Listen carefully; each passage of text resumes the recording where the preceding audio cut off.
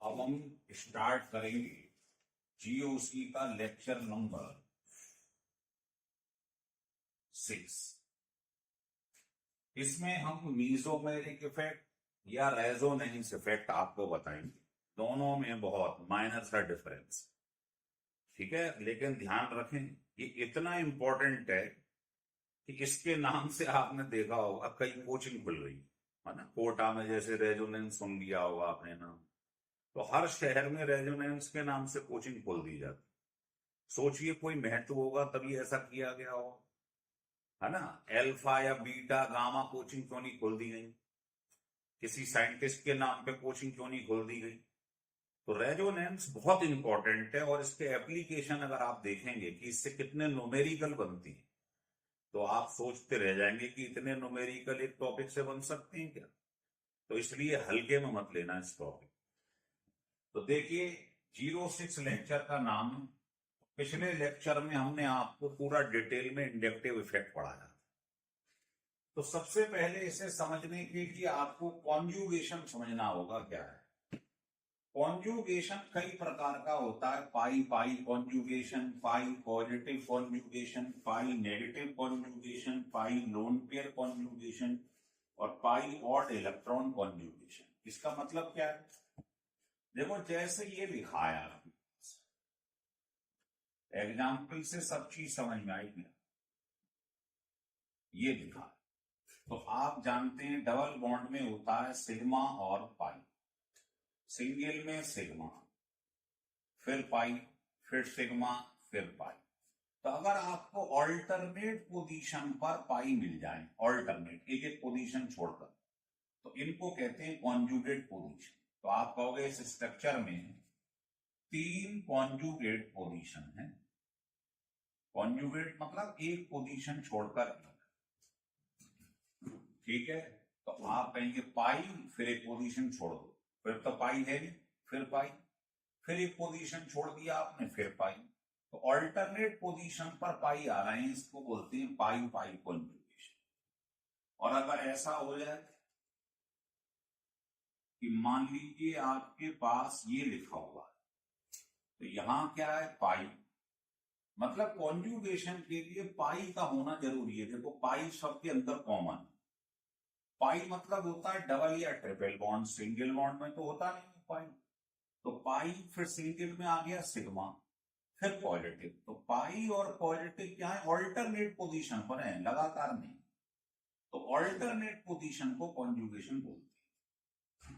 तो आप कहेंगे इसकी 2 कॉन्जुगेट पोजीशन, जिसे कहते हैं पाई पॉजिटिव कॉन्जुगेशन। सिमिलरली अगर मान लो ऐसे लिखा हो तो इसे बोलेंगे पाई नेगेटिव कॉन्जुगेशन। फिर है पाई लोन पेयर, मान लो आपके पास ऐसे लिखा है। अब चाहे एक लोन पेयर हो 2 हो उससे कोई लेना देना नहीं, हम उसमें से एक ही पोजीशन कॉन्जुगेट के लिए कंसीडर करते हैं। जैसे मान लो आपके पास ये लिखो, अब इस पे 2 लोन पेयर, लेकिन आप इसमें एक ही कॉन्जुगेट पोजीशन मानेंगे पाई फिर देखो सिग्मा, तो इसे बोलेंगे पाई लोन पेयर कॉन्जुगेशन। पाई और लोन पेयर ऑल्टरनेट पोजीशन बने तो आप कहेंगे इसकी 2 कॉन्जुगेट पोजीशन। इससे कोई मतलब नहीं है 2 लोन पेयर है 3 है, हम एक को ही कंसीडर करते हैं। फिर है पाई ऑड इलेक्ट्रॉन, एक इलेक्ट्रॉन लगा रहे हैं उसे कहते हैं ऑड इलेक्ट्रॉन। तो यहां पाई है फिर सिग्मा, तो पाई और ऑड इलेक्ट्रॉन ऑल्टरनेट पोजीशन पर है, इसको कहते हैं पाई ऑड इलेक्ट्रॉन कॉन्जुगेशन। तो आप ये पढ़ेंगे फायदा इसका क्या है, क्योंकि जो ये कॉन्जुगेशन शो करता है वही रेजोनेंस शो करता है। ये कंडीशन ध्यान रखना, रेजोनेंस के लिए या मीजोमेरिक इफेक्ट के लिए कॉन्जुगेशन होना बहुत जरूरी है। इसका मतलब पाई बॉन्ड का होना बहुत जरूरी है। सिंगल बॉन्ड में कभी भी रेजोनेंस नहीं दिखाई देगा। और ये ध्यान रखें नंबर ऑफ कॉन्जुगेट पोजीशन, जितनी कॉन्जुगेट पोजीशन होंगी आप पढ़ोगे उतने ही रेजोनेटिंग स्ट्रक्चर बनेंगे। ये फंडा ध्यान रखना। जैसे आपसे कोई पूछे ये लिखा है, बताइए इसकी कितनी कॉन्जुगेट पोजीशन है, दो, तो इसके दो रेजोनेटिंग बने। इसकी दो कॉन्जुगेट पोजीशन है तो दो रेजोनेटिंग बने। अब जैसे मैं आपके पास मान लो, लेकिन ये बता दूं नोट करके, ये जो फंडा आपने लिखा है, ये rule is not applicable in, किसमें नहीं लगता है, बेंजीन में नहीं लगता, फ्यूज्ड रिंग में नहीं लगता है, जैसे नेफ्थेलीन में नहीं लगेगा, एंथ्रासीन में नहीं लगेगा, इनमें नहीं लगता। नेफ्थेलीन तो जानते हैं हम, दो रिंग होती है, इन्हें फ्यूज्ड रिंग कहा जाता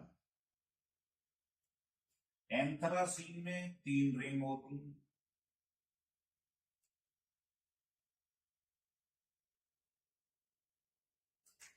तो इनके अंदर ये फंडा वैलिड नहीं होता। आप कहो इसके अंदर कॉन्जुगेट पोजीशन कितनी, तीन, दो, पांच, दो, सात, तो इसके सात रेजोनेटिंग नहीं बनेंगे। तो ये फंडा इनको छोड़कर सब में एप्लीकेबल होता है, लिख लीजिएगा।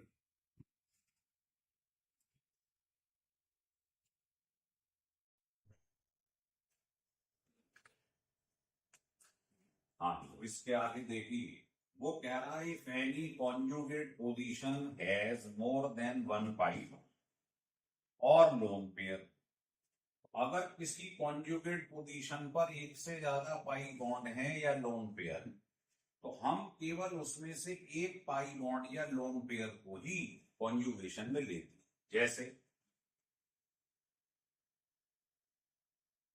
मान लीजिए आपके पास ये लिखा है, ये पाई बॉन्ड सिग्मा है, ये लोन पेयर है, तो कितने लोन पेयर हैं, दो, तो पाई लोन पेयर कॉन्जुगेशन ये लेंगे। आप ध्यान रख लीजिएगा इस बात को।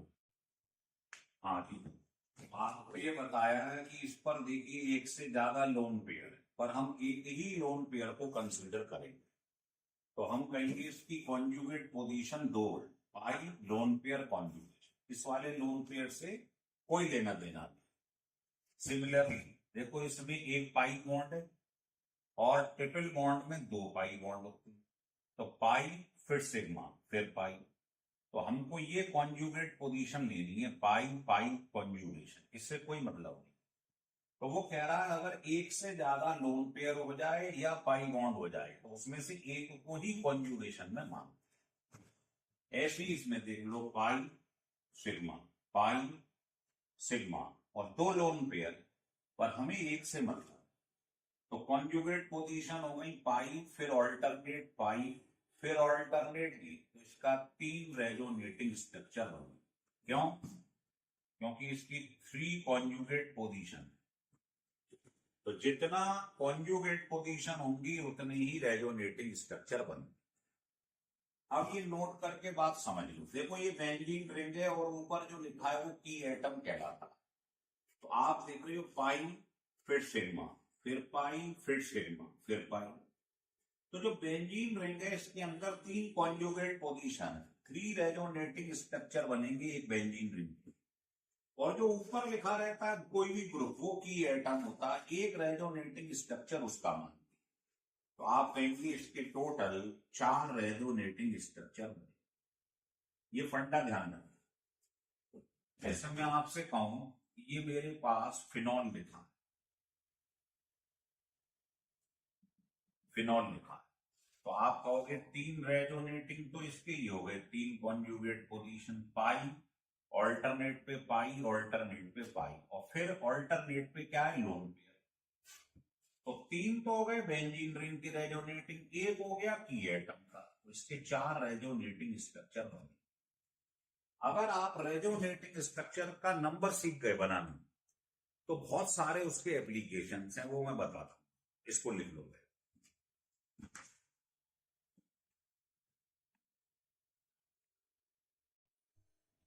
देखिए, अब इसमें मैं आपको ये बताता हूं कि इसके फायदे क्या हैं। तो फंडा ये है, एप्लीकेशन लिख लो आप। तो इसका एप्लीकेशन ये है कि जितने ज्यादा रेजोनेटिंग स्ट्रक्चर बनेगी उतनी ज्यादा उसकी स्टेबिलिटी हो। मतलब स्टेबिलिटी बॉन्ड लेंथ के क्या होती है, इनवर्स। रिएक्टिविटी के क्या होती है, इनवर्स। तो कितने सारे फायदे आपको एक मिनट में होंगे, कैसे देखें। क्वेश्चन 1, किसी ने पूछा आउट ऑफ क्लोरोसाइक्लोहेक्सीन एंड क्लोरोबेंजीन, इसमें बताइए किसकी बॉन्ड लेंथ ज्यादा। The order of bond length. तो बताइए इसके कितने रेजोनेटिंग बनेंगे, 3 बेंजीन रिंग के, एक ई एटम का, 4 रेजोनेट। इसमें कहीं पाई बॉन्ड है, डबल बॉन्ड है, नहीं। तो कॉन्जुगेशन जब तक नहीं होता रेजोनेंस होता ही नहीं, तो इसका कोई रेजोनेटिंग नहीं बनेगा। तो ध्यान रखो, बॉन्ड लेंथ रेजोनेटिंग के इनवर्सली प्रोपोर्शनल है। इसके नहीं बन रहे हैं, इसका मतलब इसकी बॉन्ड लेंथ ज्यादा। अगर स्टेबिलिटी पूछ लेता तो उल्टा हो जाता।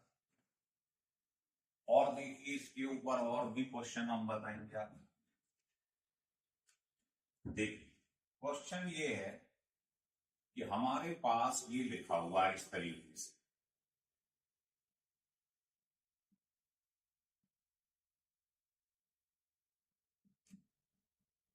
ये बना हुआ है, ऐसे ही हमारे पास ये बना हुआ है। अब कोई पूछ ले इन दोनों में से कौन ज्यादा स्टेबल है, तो अभी आपको बताया था पर बेंजीन रिंग 3 इसके रेजोनेटिंग, 3 इसके, और जो इनके संग जुड़ा है इसे की एटम कहते हैं। तो कुल मिला के 3 3 और 1 7 रेजोनेटिंग स्ट्रक्चर बने। इसमें देखिए इसके बनते हैं 3 और ये कहलाता है की एटम जो इससे जुड़ा हुआ, तो इसके बनेंगे 4। तो बताओ किसकी स्टेबिलिटी ज्यादा है, तो जिसके रेजोनेटिंग ज्यादा होती है उसकी स्टेबिलिटी ज्यादा होती है। तो आंसर हो गया इस वाले की स्टेबिलिटी ज्यादा। समझ में आ रहा है। और भी क्वेश्चन बना सकती। ये आपको पास लिखा है, इसको विनाइल कहते हैं, है ना। तो मान लो आपके पास में ऐसे कोई बना दिया मैंने स्ट्रक्चर, और एक इथाइल क्लोराइड बना, बताओ कौन ज्यादा स्टेबल है। तो आप देखो इसमें पाई, फिर एक पोजीशन छोड़ के लोन पेयर, 2 कॉन्जुगेट पोजीशन है, मतलब 2 रेजोनेटिंग स्ट्रक्चर। इसमें पाई बॉन्ड है ही नहीं, डबल बॉन्ड है ही नहीं, तो इसका कोई रेजोनेटिंग नहीं। तो जिसके रेजोनेटिंग ज्यादा है वो ज्यादा स्टेबल है, तो आंसर हो गया vinyl chloride is more stable then ethyl chloride. ऐसे ढेरों क्वेश्चन आपके पास बन सकते हैं अगर आप बनाना चाहो। ठीक है, लिख लीजिए।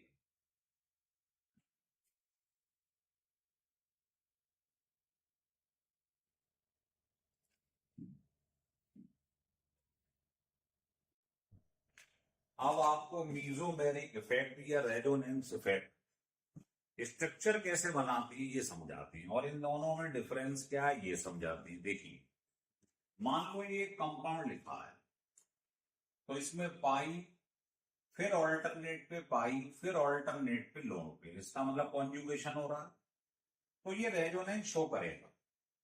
तो क्या होगा अगर इस पे लोन पेयर है और ये सिंगल बॉन्ड से अटैच है, तो ये अपना लोन पेयर इसको दे दे।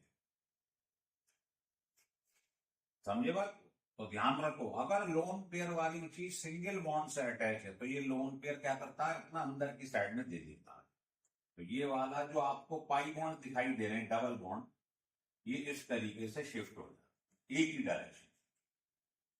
आप इसका दूसरा रेजोनेटिंग स्ट्रक्चर बनाएंगे तो कैसे बनाएंगे ये देखिए। इसने अपना लोन पेयर इधर दे दिया, तो यहां क्या आ गया बताइए, डबल बॉन्ड, तो यहां इलेक्ट्रॉन की कमी होगी। और क्या हुआ, इसने अपना एक बॉन्ड इधर दे दिया, एक बॉन्ड क्या करा इसने अपना यहां दे दिया, और इसने अपना जो बॉन्ड है वो बॉन्ड का मतलब इलेक्ट्रॉन यहाँ की, तो ये इसका रेजोनेटिंग स्ट्रक्चर है।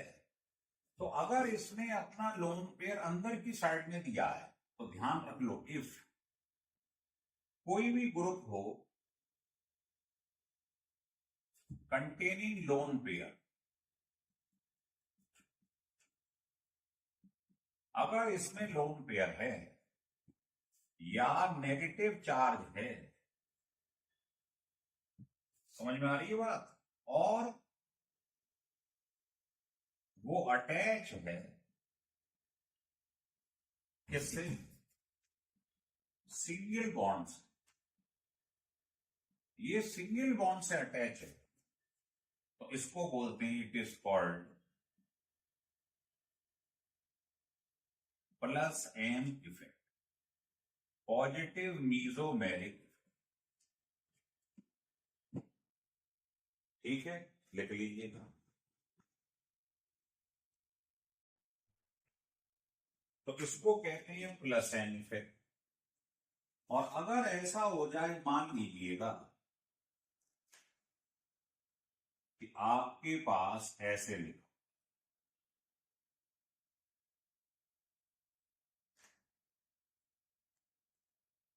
नाइट्रो ग्रुप, तो इस पे भी लोन पेयर है, तो आप बताइए क्या होगा।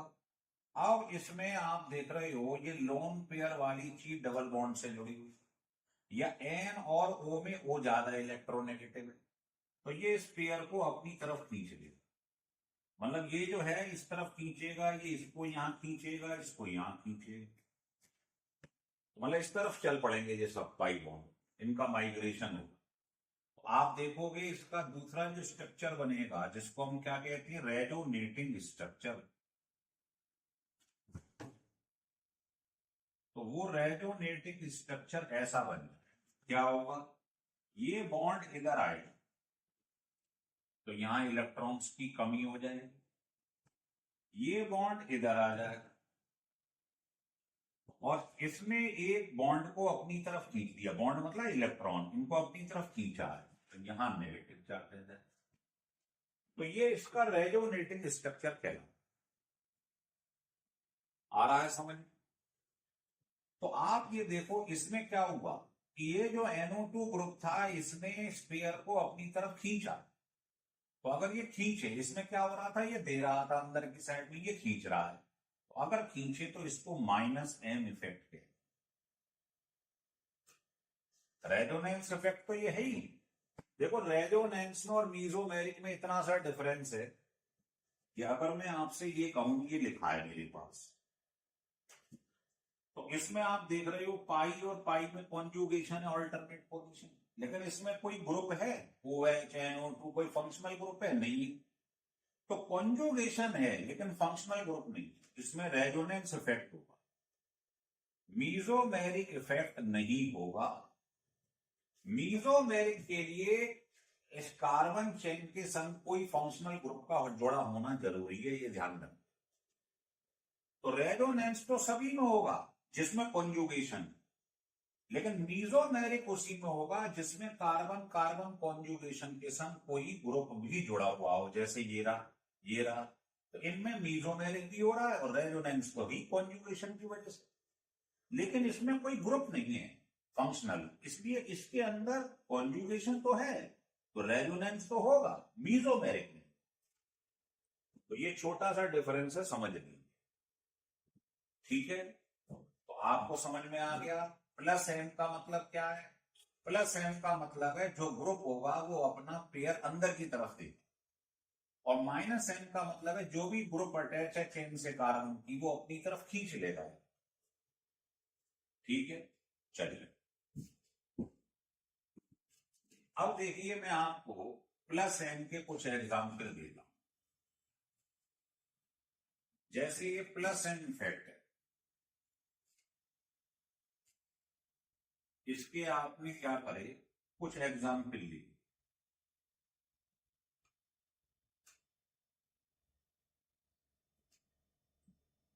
ऐसे आपने 4-5 एग्जाम्पल लिए। अब देखो इसके ऊपर लिखा हुआ है, मान लीजिए OH, लिखा है Cl, ये लिखा है NH CO CH, ये लिखा है NH2। तो क्या होगा जरा देखें, प्लस M होगा या माइनस M होगा? तो आप ये देखा करो, जो बेंजीन रिंग से डायरेक्टली अटैच है एटम, इस पे अगर लोन पेयर है, बेंजीन रिंग से डायरेक्टली अटैच है, इस पे लोन पेयर है, बाकियों से कोई मतलब नहीं है, बेंजीन रिंग से जो जुड़ा है उस पे लोन पेयर होना चाहिए, और वो सिंगल बॉन्ड से अटैच। ये जो बीच में बेंजीन रिंग के संग है, ये सिंगल होना चाहिए, ये बॉन्ड सिंगल होना चाहिए, ये वाला, आगे से कोई मतलब नहीं। तो ये क्या शो करता है, प्लस है, मतलब ये अपना पेयर बेंजीन रिंग की तरफ कर देता है, इओन बोल रहा है ना, किस तरीके से ये अपना पेयर इधर दे देगा, ये इओन। इसको बोलते हैं, जो टुवर्ड्स द न्यूक्लियस होता है उसको बोलते हैं प्लस एन इफेक्ट। तो ये प्लस एन इफेक्ट। और माइनस एन में क्या होगा, बेंजीन रिंग से इलेक्ट्रॉन खींचेगा, ये ग्रुप प्लस एन जो होगी, ये बेंजीन रिंग को क्या करते हैं, एक्टिवेट करते हैं, मतलब इलेक्ट्रॉन इसके अंदर डाल रहे हैं, डालेंगे तो बताओ यहां पर कैसा चार्ज आ जाएगा, नेगेटिव, इलेक्ट्रॉन डेंसिटी इसके अंदर बढ़ जाएगी। तो लिख लो, due to plus N effect, electron density on the benzene ring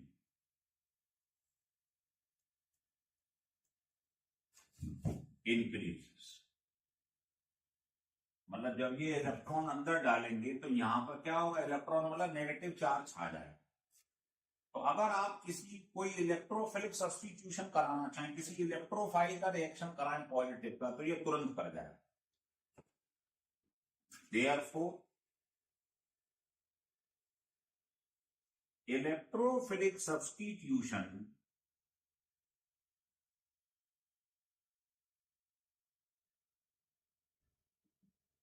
becomes easy। Electrophilic substitution तुरंत हो जाएगा। अगर आप चाहो इसका किसी इलेक्ट्रोफाइल पे रिएक्शन कराओ, तो इस पे इलेक्ट्रॉन डेंसिटी बढ़ गई है, तो ये तुरंत अटैक कर जाएगा इस पर। तो जो प्लस एन इफेक्ट शो करते हैं, वो क्या करते हैं, इलेक्ट्रोफिलिक सब्स्टिट्यूशन बहुत तेजी के संग करते हैं, उनकी एक्टिविटी ज्यादा होगी। लेकिन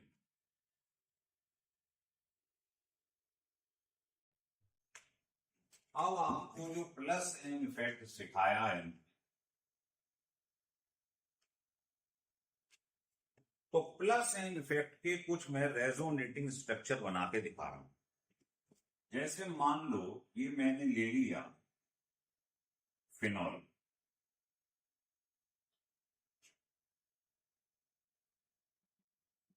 अब इसका मुझे प्लस एन इफेक्ट तो मालूम है भाई कैसे शो करना है, कि electron towards the benzene nucleus, लेकिन इसके रेजोनेटिंग स्ट्रक्चर बनाने, इनके बीच में लगाया जाता है डबल हेडेड एरो। तो इसको जल्दी बनाने का तरीका ये है कि पहले आप ऐसे बनाइए,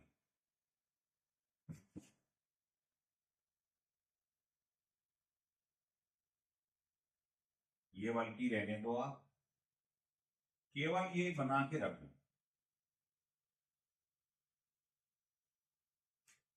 ये बना के रख लो। देखो होगा क्या, प्लस एन का मतलब है ये अपना लोन पेयर क्या करेगा, इसे दे देगा अगर सिंगल बॉन्ड से जुड़ा हो, और ये माइग्रेशन इधर, तो क्या होगा, यहां आ जाएगा डबल बॉन्ड, यहां इलेक्ट्रॉन्स की कमी हो जाएगी, और ये बॉन्ड इधर आ जाएगा, मतलब बॉन्ड का मतलब इलेक्ट्रॉन, इलेक्ट्रॉन का मतलब बॉन्ड, और बॉन्ड का मतलब इलेक्ट्रॉन, और ये दोनों एज इट इज, इनको तो आप छू नहीं रहे। तो ये इसका रेजोनेटिंग स्ट्रक्चर बन गया। अब क्या करेंगे, आप ऐसे ही इसे घुमाते रहो, चार्ज क्या बनाता है बगल में, बॉन्ड, और बॉन्ड बनाता है चार्ज, तो इसने बॉन्ड बना दी, ये एज इट इज रहा, ये भी एज इट इज, बस इसको घुमाते रहो। अब ये यहां आ गया, ये यहां आ गया। तो ये जो आप बना रहे हो ये रेजोनेटिंग स्ट्रक्चर है ना। और यहां आ गया क्या, चार्ज। अब क्या होगा, लास्ट वाले स्टेप में चार्ज यूं आएगा, ये वहीं चला जाएगा। तो चार्ज जब बताओ, ये बॉन्ड इधर जाएगा, बॉन्ड मतलब इलेक्ट्रॉन, तो चार्ज हट जाएगा। और ये वाला चार्ज इधर आएगा, ये ऐसे। तो आपने देखा ये पहला और पांचवा एक जैसा स्ट्रक्चर है, लेकिन अंतर क्या है, यहां पर इस पोजीशन पे सिंगल बॉन्ड था सिग्मा, या ये समझ लो यहां पर था पाई, ऐसे समझ। इस पोजीशन पे या इस पोजीशन पे पाई था, कहीं भी समझ लो, मान लो यहां था पाई, इसी पोजीशन को वहां पर देखो, यहां क्या हो गया, सिंगल, पाई गायब हो गया। तो जो डीलोकलाइजेशन हो रहा है, गायब हो जा रहा है पाई बॉन्ड, उसी को कहते हैं रेजोनेंस। तो रेजोनेंस की डेफिनेशन क्या है, वैसे तो रेजोनेंस हाइपोथेटिकल होता है, रियलिटी में कुछ नहीं होता है, लेकिन कोई पूछे डिफाइन रेजोनेंस, तो आप कहेंगे डीलोकलाइजेशन ऑफ पाई बॉन्ड या पाई इलेक्ट्रॉन। पाई इलेक्ट्रॉन का गायब हो जाना। देखो यहां पर पाई था इस पोजीशन पे, अब इस पोजीशन पे सिग्मा है, पाई है ही नहीं, सिंगल बॉन्ड है। तो डीलोकलाइजेशन मतलब गायब हो जाना ऑफ पाई इलेक्ट्रॉन या pi bond is called resonance. इसी को रेजोनेंस कहते हैं।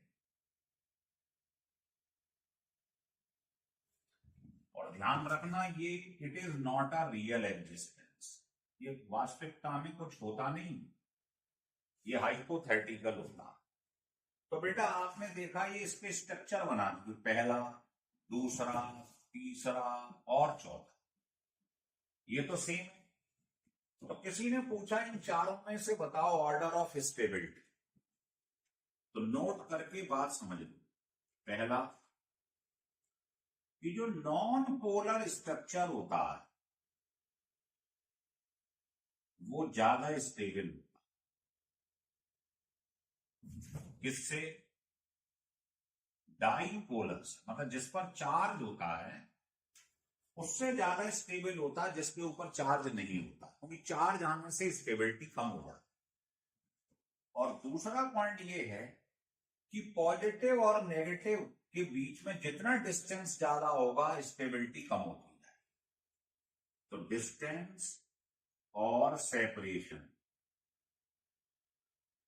Between the opposite charge increases, stability decreases, inversely proportional. तो आप देखो इस पे कोई चार्ज नहीं, इस पे भी चार्ज है, इस पे भी चार्ज है, इस पे भी चार्ज है, इस पे कोई चार्ज नहीं, तो बताओ सबसे ज्यादा स्टेबल हो गए।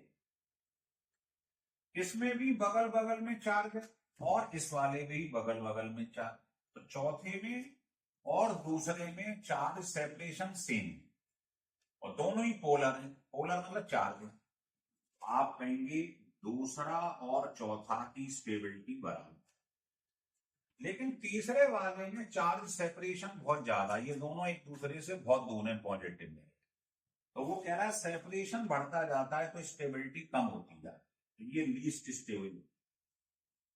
तो इससे आप ऑर्डर ऑफ स्टेबिलिटी भी बता सकते, बना दीजिए। तो ये रेजोनेटिंग स्ट्रक्चर है, पेपर में आ जाए फिनॉल के बनाइए तो बना दीजिए, और प्लस एन इफेक्ट तो ये शो ही कर रहा है। अब आप ढंग से देखो इसमें कि जो नेगेटिव चार्ज आया वो कहां कहां आया, ये पोजीशन बगल में क्या कहलाती है, ऑर्थो। ये कौन सी है, पैरा, आमने सामने। और ये फिर कौन सी है बगल बगल में, फिर और। तो बताओ मेटा पोजीशन ये वाली थी, इस पे कुछ हुआ नहीं हुआ। तो ध्यान रख लो, मीजोमेरिक इफेक्ट केवल इफेक्ट डालता है ऑर्थो और पैरा पोजीशन, यहां लिख लो। मीजोमेरिक इफेक्ट या रेजोनेंस इफेक्ट, कुछ भी बोल लो, affect only ortho and para position. Meta position पे कोई फर्क नहीं पड़ता, एप्लीकेबल ही नहीं होता है, ये ध्यान रखना। केवल ऑर्थो और पैरा पे काम करता है, रेजोनेंस या मीजोमेरिक इफेक्ट। और प्लस एम में क्या होता है अभी बता दिया है मैंने आपको। ऑर्थो और पैरा पोजीशन पर इलेक्ट्रॉन डेंसिटी क्या ज्यादा है, तो जैसे ही कोई इलेक्ट्रोफाइल आएगा तो वो कहां अटैक करेगा, मेटा पे या ऑर्थो पैरा पे, ऑर्थो पैरा। भाई इलेक्ट्रोफाइल होता है पॉजिटिव, ये अटैक करेगा तो कहां अटैक करेगा, पॉजिटिव, यहां नेगेटिव चार्ज हो, तो नेगेटिव कहां है, ऑर्थो पे, पैरा पे, ऑर्थो। इसलिए कोई पूछे कि जो फिनॉल है या प्लस एम है कि कौन सा डायरेक्टिंग ग्रुप होता है, इनकमिंग ग्रुप कहां जुड़ना चाहेगा, ऑर्थो पैरा। तो यहां लिख लो जो प्लस एम इफेक्ट शो करती उनमें आने वाला ग्रुप क्या होता है, incoming group attach on ortho and para position. Ortho और पैरा पे जाके चीज अटैच हो जाए, है ना। जैसे किसी ने एक एग्जांपल दे देता हूं, ये कह दिया कि ये फिनॉल है, इसका नाइट्रेशन करेंगे, आप पढ़ेंगे आगे चल के। नाइट्रेशन का मतलब होता है नाइट्रो ग्रुप का जुड़ना। तो बताइए फिनॉल में नाइट्रो ग्रुप कहां जुड़े, मेटा पे या ऑर्थो और पैरा पे। तो आपको ये चेक करना है ये कौन सा ग्रुप है, प्लस एन या माइनस एन। तो आपको बताया है इस पे लोन पेयर और ये सिंगल बॉन्ड से अटैच हो, तो ये क्या होता है, प्लस एन। तो जिसमें चीज ऑर्थो और पैरा पे चिपकती, तो ये नाइट्रो ग्रुप आएगा वो यहां या यहां, दोनों पॉसिबिलिटी। तो ऑर्थो नाइट्रोफिनॉल या पैरा नाइट्रोफिनॉल, मेटा पे चीज नहीं चिपकेगी।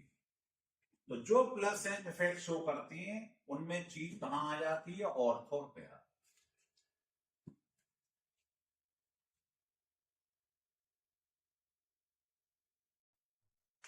अब माइनस एन इफेक्ट देखें। माइनस एन इफेक्ट में क्या होता है, ये जो ग्रुप लगा है बेंजीन से, ये अपने से भी ज्यादा इलेक्ट्रोनेगेटिव ग्रुप से जुड़ा हुआ।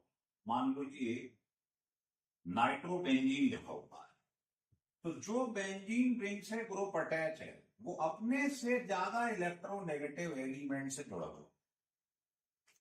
तो क्या बनाएंगे इस पर, रेजोनेटिंग स्ट्रक्चर। तो अगर आपको ऐसा दिखाई दे जाए कि जो बेंजीन रिंग से अटैच है वो अपने से ज्यादा इलेक्ट्रोनेगेटिव एलिमेंट से अटैच है, तो ये इलेक्ट्रॉन पेयर को अपनी तरफ खींच लेता है, ये बाहर आ जाए, मतलब ये बेंजीन रिंग से इलेक्ट्रॉन खींच लेता। तो आपको क्या दिखाई देगा, जब ये पेयर खींचेगा तो यहाँ नेगेटिव चार्ज, ये एज इट इज, और ये पाई इलेक्ट्रॉन बाहर आ जाए वैलेंसी सेटिस्फाई करने, क्योंकि इस पे इलेक्ट्रॉन्स की कमी हो जाएगी। तो बताओ यहां से यहां आएगा तो यहां क्या होगा, ये दोनों ऐसी रह जाए, इनको थोड़ी छू रही होगा। आ रहा है समझ में, बना ली। अब क्या होगा, ये यहां खींच लिया, ये यहां आ गया, तो यहां इलेक्ट्रॉन्स की कमी हो गई। अब आपको कुछ नहीं करना है, अब आप इसको कैसे चला रहे हैं बताइए, ये क्या है, clockwise anti clockwise, anti clockwise. तो बस बॉन्ड को आगे बढ़ाते हैं, ये यहां आ जाए।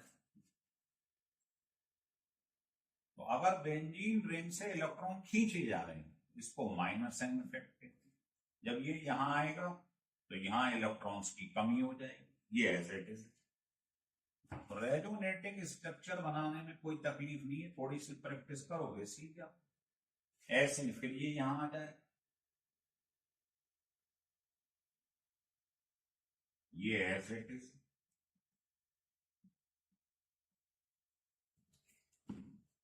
और लास्ट में ये बना लो रेजोनेट, ये एज इट इज, ये एज इट इज। अब क्या होगा, ये वाला जो लोन पेयर नेगेटिव चार्ज दिखाई दे रहा है यूं, और ये वहीं पे आ जाएगा।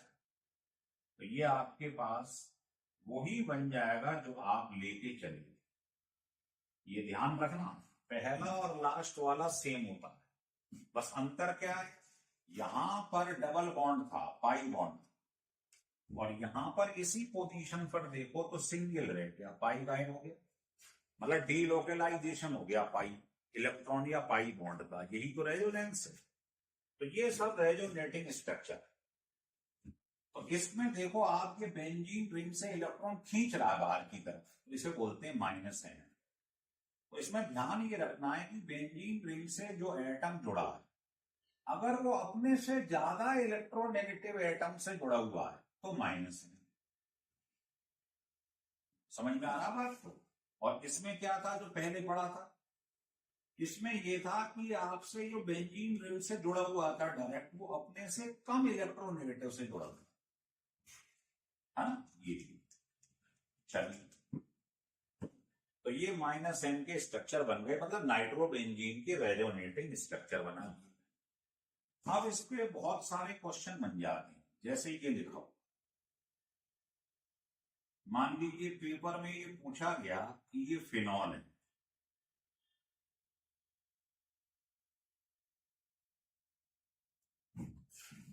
ये फिनॉल है, ये नाइट्रोबेंजीन, ये एनिलीन, ये क्लोरोबेंजीन। तो आपको ये बताना है इसमें से कौन से बेंजीन रिंग को एक्टिवेट कर रहे हैं और कौन डीएक्टिवेट कर रहे हैं। तो देखिए इसमें ये बेंजीन रिंग से जुड़ा हुआ है, आपने देखा है डायरेक्टली, और ये अपने से कम इलेक्ट्रोनेगेटिव से जुड़ा हुआ है, मतलब प्लस एन। तो प्लस एन है तो क्या है, ये अपना लोन पेयर इधर दे देगा, इसको कहते हैं प्लस एन। लेकिन अगर मैं इसको देखूं, ये कार्बन है, ये ओ है, तो कौन ज्यादा इलेक्ट्रोनेगेटिव है, ओ। तो ये क्या करेगा, इलेक्ट्रॉन पेयर को अपनी तरफ खींच लेगा, इसको बोलते हैं माइनस आई इफेक्ट। तो माइनस आई और प्लस एन में ध्यान रखना, मीजोमेरिक जो है वो डोमिनेंट होता है इंडक्टिव इफेक्ट से। इलेक्ट्रोनेगेटिविटी का डिफरेंस देख लो, जो ज्यादा इलेक्ट्रोनेगेटिव है वो इलेक्ट्रॉन पेयर को अपनी तरफ खींचेगा, माइनस आई। समझ में आ रहा है? और प्लस एन क्यों है, क्योंकि यहां पर जो नॉन मेटल है, लोन पेयर वाली चीज है, वो अपने से कम इलेक्ट्रोनेगेटिव से अटैच है, तो ये बेंजीन रिंग को एक्टिवेट करेगी। इधर आइए नाइट्रो ग्रुप, अभी अभी पढ़ाया, अभी तो मिटाया भी नहीं। ये क्या शो करता है, बेंजीन रिंग से इलेक्ट्रॉन खींच रहा है, माइनस एन। और बताइए इस सी में और एन में कौन ज्यादा इलेक्ट्रोनेगेटिव है, एन सी से ज्यादा है, तो ये इलेक्ट्रॉन को अपनी तरफ खींचेगा, मतलब माइनस है। अभी मैंने बताया मीजोमेरिक और इंडक्टिव में कौन पावरफुल होता है, मीजोमेरिक, केवल एक केस को छोड़ के, हेलोजन। हेलोजन में उल्टा होता है, कैसे, ये देखो इस पे लोन पेयर है, तो ये क्या शो करेगा, ये इलेक्ट्रॉन पेयर देगा, देगा तो मतलब प्लस है। और सी और सीएल में कौन ज्यादा इलेक्ट्रोनेगेटिव है, सीएल, तो ये इलेक्ट्रॉन खींचेगा, मतलब माइनस है। तो हेलोजन के केस में उल्टा होता है, इंडक्टिव मीजोमेरिक से ज्यादा, ये एक्सेप्शन है। लेकिन बाकी जितने भी मॉलिक्यूल होंगे इसके की एटम बेंजीन रिंग से जुड़े होंगे, सबके अंदर एन इफेक्ट ज्यादा है, हेलोजन को छोड़। हेलोजन कोई भी हो, फ्लोरो, क्लोरो, ब्रोमो, चाहे कोई भी। अब इसमें भी वही है, ये इलेक्ट्रॉन देगा प्लस एन, और सी और एन में एन ज्यादा इलेक्ट्रोनेगेटिव है तो खींचेगा माइनस है। तो पहले तो ये समझ लो कि इसको छोड़ के सब में एन ज्यादा, लेकिन